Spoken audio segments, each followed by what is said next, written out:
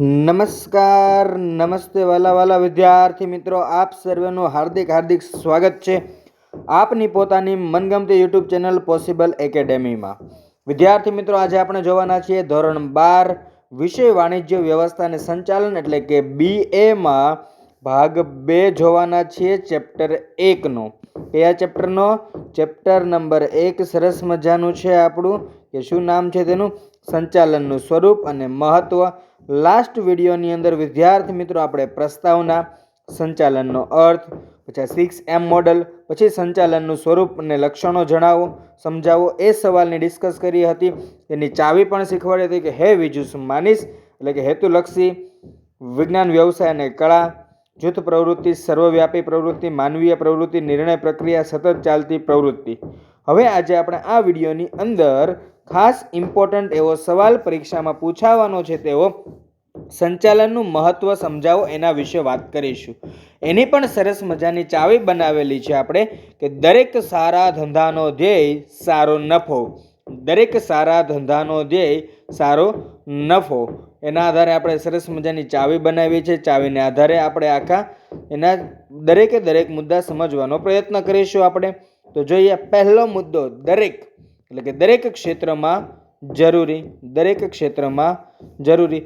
સંચાલન એ માત્ર ધંધાકીય ક્ષેત્ર પૂરતું જ મર્યાદિત નથી, પરંતુ સામાજિક, આર્થિક, રાજકીય, શૈક્ષણિક, રમતગમત એમ દરેક પ્રકારના કાર્યમાં આયોજન જરૂરી છે।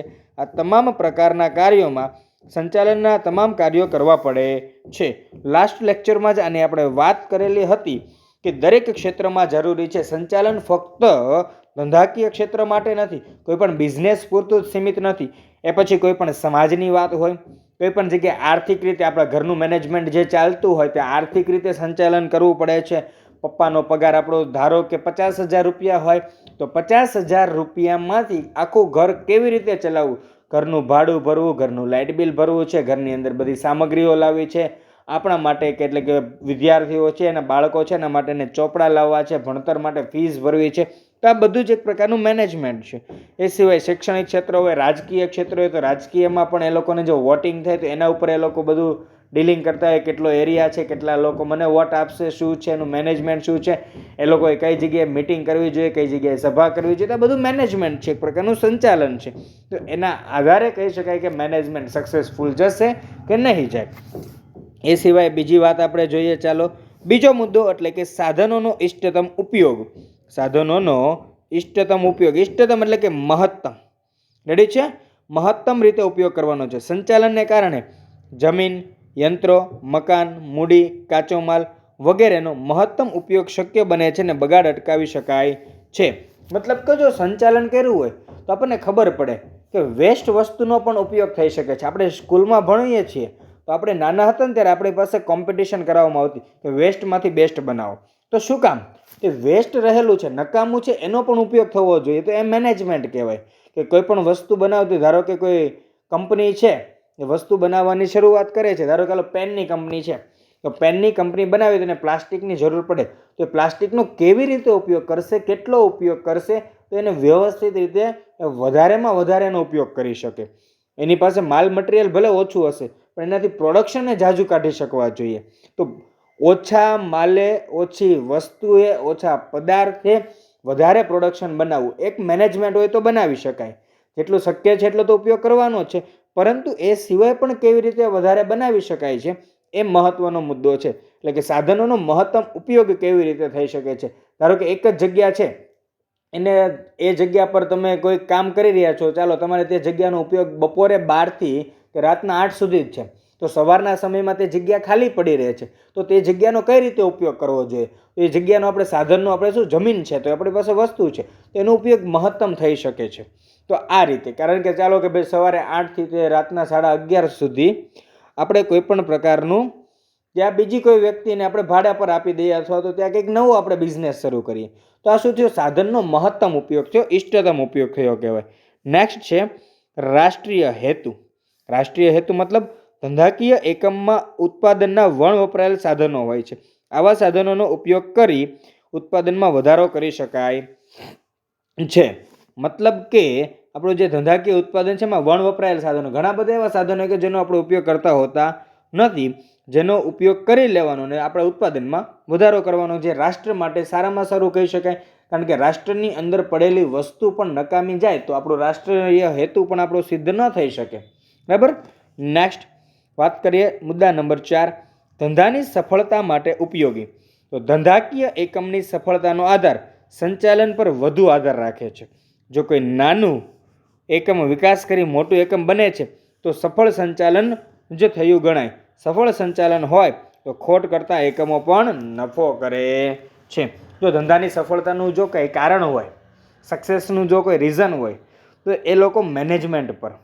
આપણે ઘણી બધી જગ્યાએ જોઈએ છે કે ધંધો શરૂ કરે છે, ફ્લોપ જાય છે, ફરી પાછો શરૂ કરે છે, ફરી પાછો ફ્લોપ જાય છે. ફ્લોપ જેવો મતલબ કે નિષ્ફળ જાય છે, એમાં કોઈ પ્રકારનું કંઈ એને આર્થિક રીતે કોઈ સદ્ધરતા નથી મળતી, અથવા તો કોઈ એની પબ્લિસિટી નથી થતું, અથવા તો લોકો સુધી પહોંચી નથી શકતા.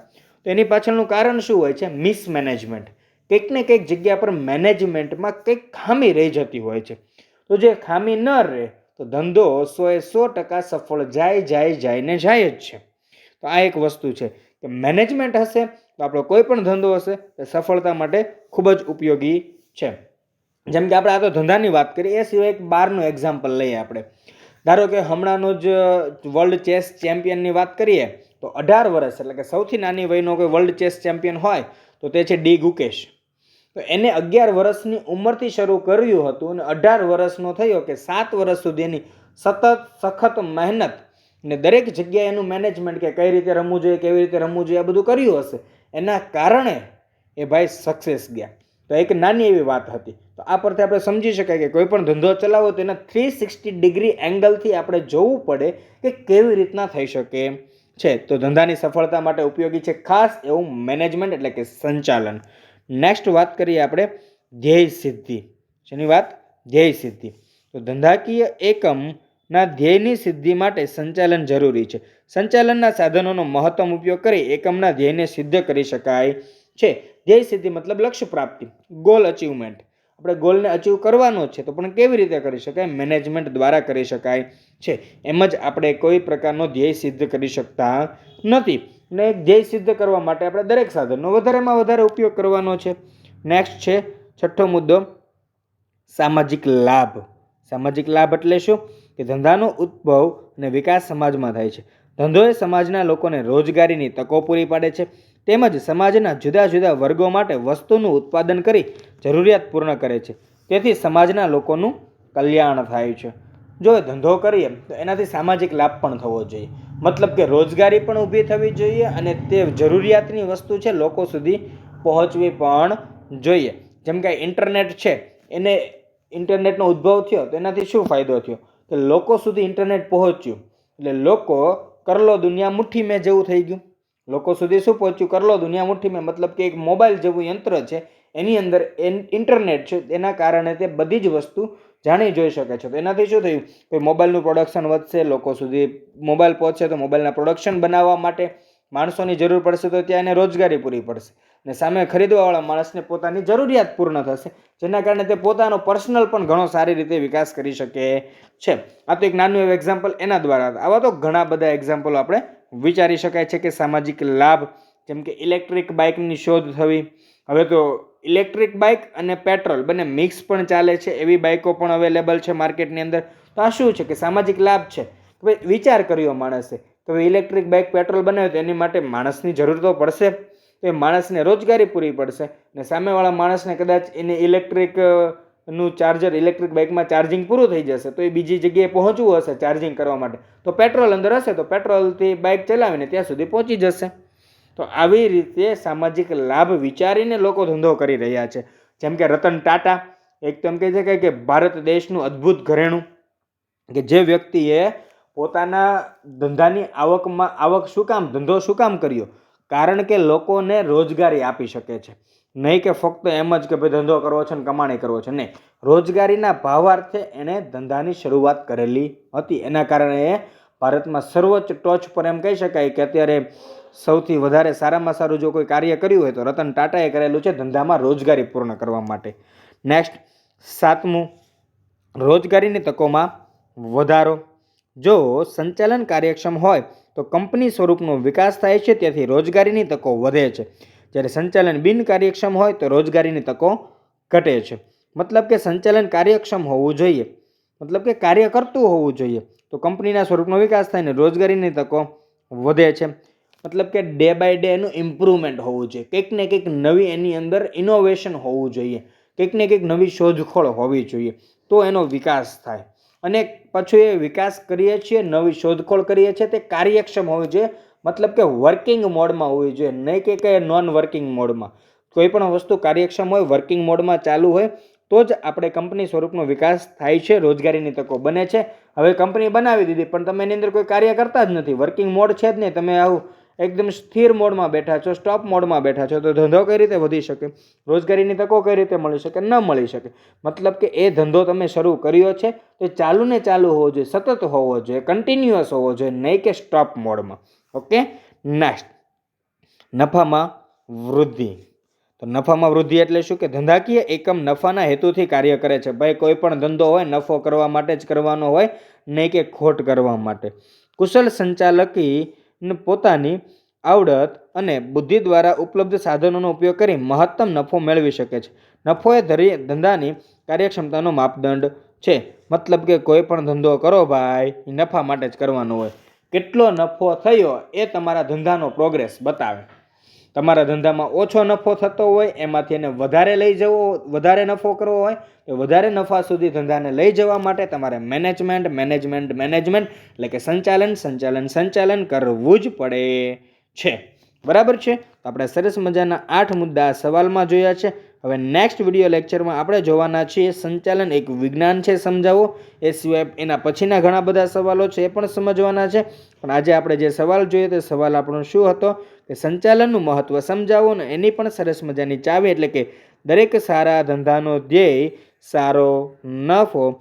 દરેક સારા ધંધાનો ધ્યેય સારો નફો એટલે કે પહેલું કહી શકાય કે દરેક ક્ષેત્રમાં જરૂરી, બીજો સાધનોનો ઇષ્ટતમ ઉપયોગ, ત્રીજું રાષ્ટ્રીય હેતુ, ચોથું ધંધાની સફળતા માટે ઉપયોગી, પાંચમું ધ્યેય સિદ્ધિ, છઠ્ઠું સામાજિક લાભ, સાતમું રોજગારીની તકોમાં વધારો, અને આઠમું નફામાં વૃદ્ધિ. આવા જ સરસ મજાના વિડીયો જોવા માટે આપણી ચેનલને લાઇક કરી દો, આપણા વિડીયોને લાઇક કરી દો, કોમેન્ટ કરી દો અને ચેનલને સરસ મજાની સબસ્ક્રાઇબ કરી બાજુનું બેલ આઇકન દબાવી દેજો, જેનાથી નવી નવી અપડેટ મળતી રહે. અને તમારી માટે મોસ્ટ આઈએમપી પ્રશ્નો પણ લઈને આવવાનો જ છું વિદ્યાર્થી મિત્રો. તો મારી સાથે બનેલા રહેજો, મજા આવી જશે. તમારી બીએની ધોરણ 12ની તૈયારી સંપૂર્ણ સરસ મજાની પોસિબલ એકેડેમી સાથે પોસિબલ છે. રેડી? અને વિદ્યાર્થી મિત્રો, તમારે જો આ પીડીએફ જોઈતી હોય તો મારો કોન્ટેક્ટ નંબર છે 7265000123. આ નંબર પર કોન્ટેક્ટ કરજો, હું તમને આ પીડીએફ તમારા સુધી પહોંચાડી દઈશ. બરાબર છે. તો મળીએ વિદ્યાર્થી મિત્રો નેક્સ્ટ વિડીયોમાં. ત્યાં સુધી આપની રજા લઈ રહ્યો છું. જય હિન્દ, જય ભારત, જય જય ગરવી ગુજરાત. આવજો, Tata, bye bye, good bye.